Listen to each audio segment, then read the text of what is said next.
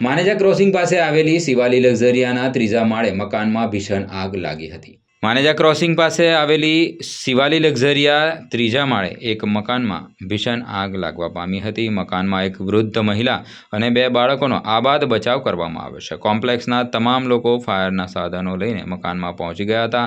તેમના દ્વારા આગ ઉપર લગભગ અડધો કલાકની જહેમત બાદ કાબૂ મેળવવામાં આવ્યો હતો। ફાયર બ્રિગેડ આવ્યા પછી મોરચો સંભાળી લીધો હતો। ફાયર બ્રિગેડના આવતાની સાથે જ આગ પર કાબૂ મેળવીને વૃદ્ધ મહિલા અને 2 બાળકોનો આબાદ બચાવ કરવામાં આવ્યો છે।